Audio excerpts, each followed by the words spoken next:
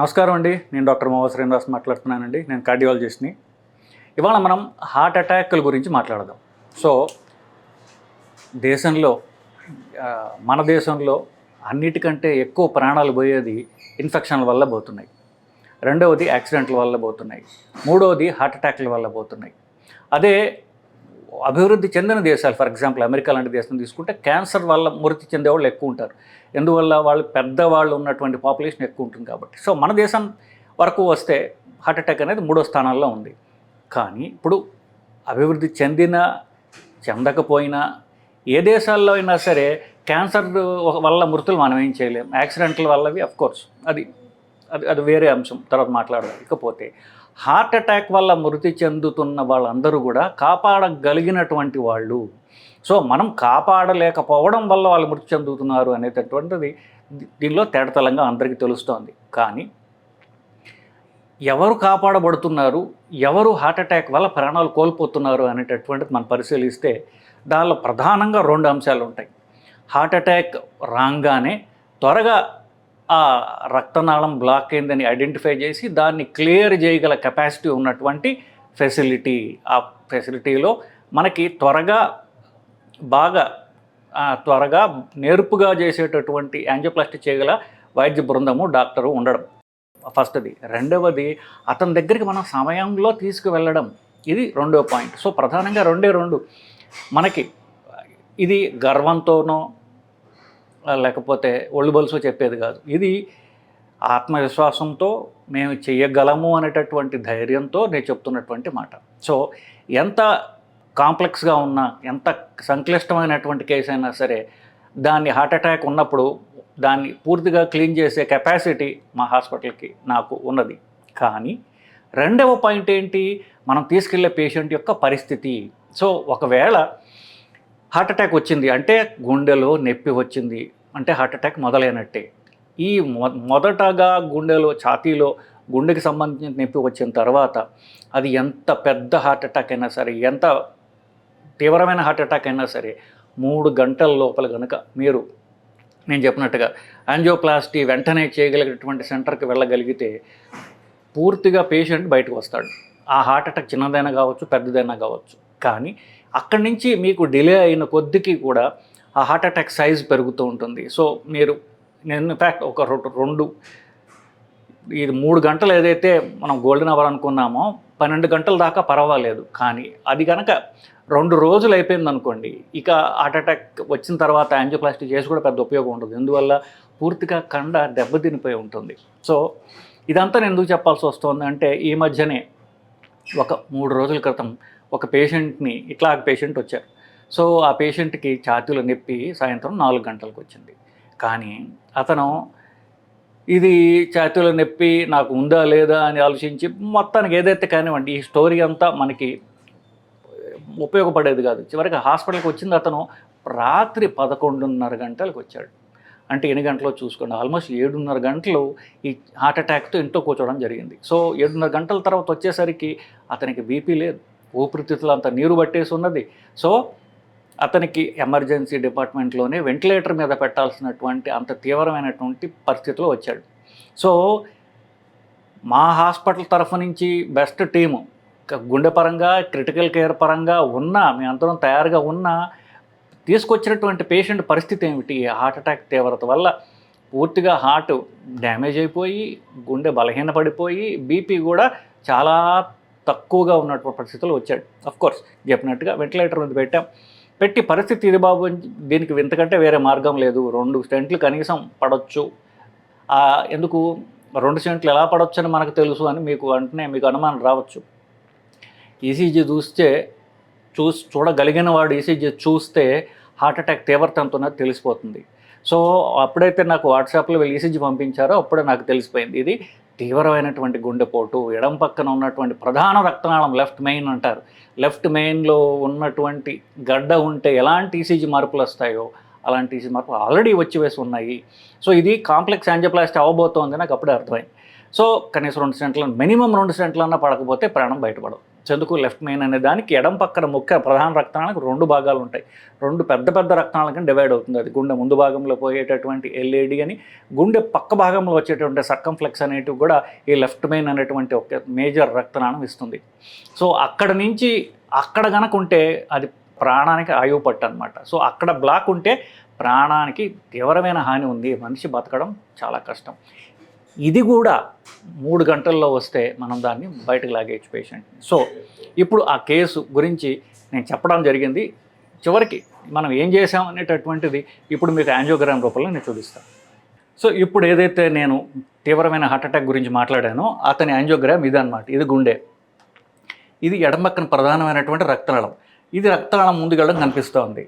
కాస్త నా ప్రీవియస్ మీరు వీడియోలు చూసినట్లయితే ఇక్కడ ఒక పెద్ద రక్తనాళం ఉంటుంది.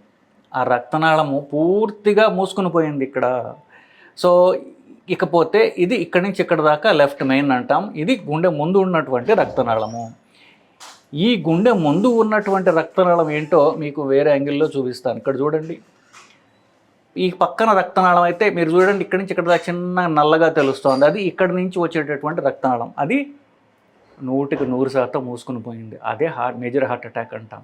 అంతేకాకుండా ఏదైతే ప్రవహిస్తోందో ఎడం పక్కన ఉన్నటువంటి ఒకే ఒక్క రక్తనాళం, గుండెకి 60% రక్తం పోయేటటువంటి ఈ రక్తనాళంలో కూడా ఇక్కడ చూడండి 99% బ్లాక్ అయి ఉన్నది.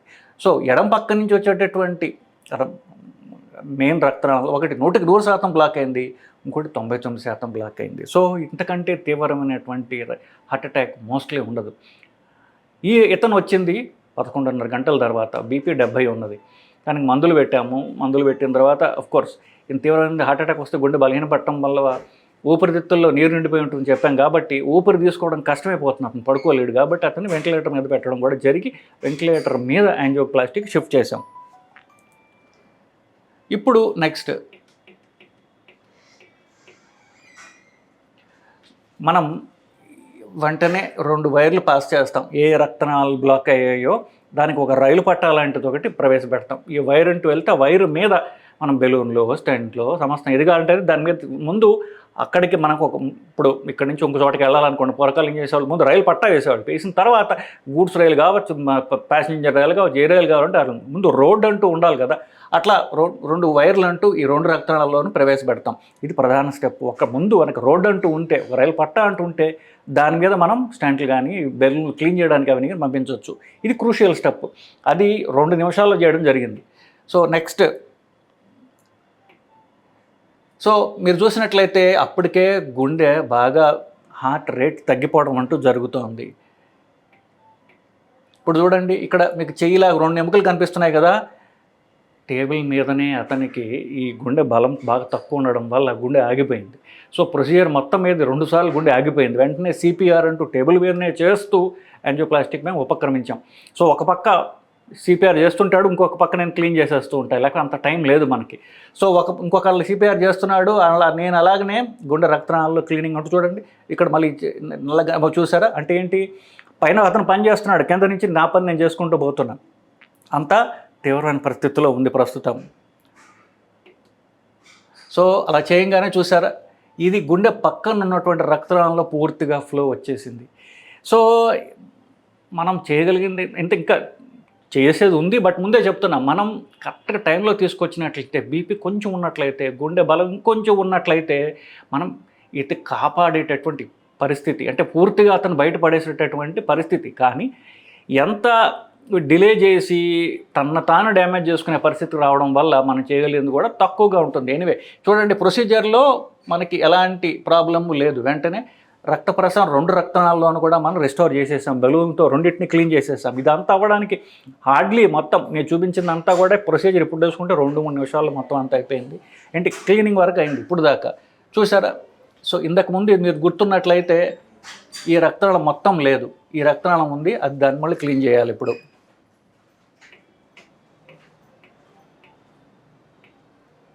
చూడండి, ఇది కూడా బెలూన్ సాయంతో క్లీన్ చేసేసాం. సో ఇక్కడ బెలూన్తో క్లీన్ చేసాం, తర్వాత క్లీన్ చేయగానే ఇందాక మీరు చూస్తే ఇదంతా కూడా లేదు, ఈ రక్తనాళం పూర్తిగా ఓపెన్ అయింది, మనకు బ్లాక్ క్లియర్గా తెలుస్తోంది. ఈ రక్తనాళం 99% బ్లాక్ అయితే ఇది కూడా 99% బ్లాక్. ఈ 99 వల్ల 100 అవ్వడం వల్ల హార్ట్ అటాక్ వచ్చింది. కోర్స్ వెంటనే క్లీన్ చేసేసాం మనం. క్లీన్ చేసిన తర్వాత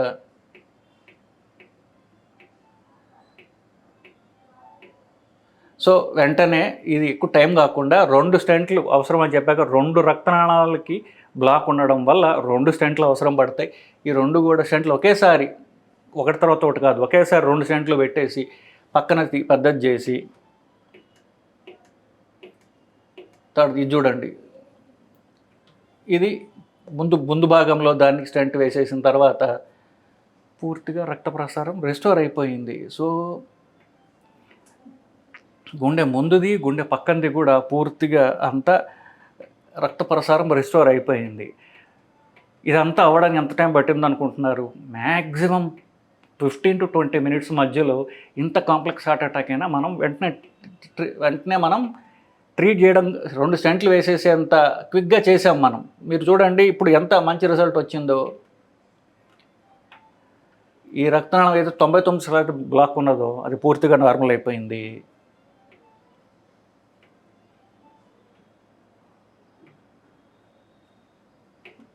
గుండె పక్కన పూర్తిగా ఏమీ రక్తం లేనటువంటి 100% బ్లాక్ రక్తనాళము పూర్తిగా ఇక్కడ చూడండి పూర్తిగా రెస్టోర్ చేయబడింది. ఇదంతా కూడా 15-20 మినిట్స్ మధ్యలో పూర్తి యాంజియోప్లాస్టీ అయిపోయింది. కానీ నేను చెప్పాక దాంట్లో ఈ 15-20 మినిట్స్కి మనం స్టెంట్ వేసే టైంకి 2 సార్లు అతనికి సిపిఆర్ చేయాల్సి వచ్చింది గుండె ఆగిపోవటం వల్ల. కోర్స్ మళ్ళీ బీపీ నిలపడానికి మందులన్నీ పెట్టామంతా. వెంటిలేటర్ మీద ఉన్నాడు, ఇతను షిఫ్ట్ చేసాం, ఇంకా వెంటిలేటర్ మీద ఉన్నాడు మనిషి.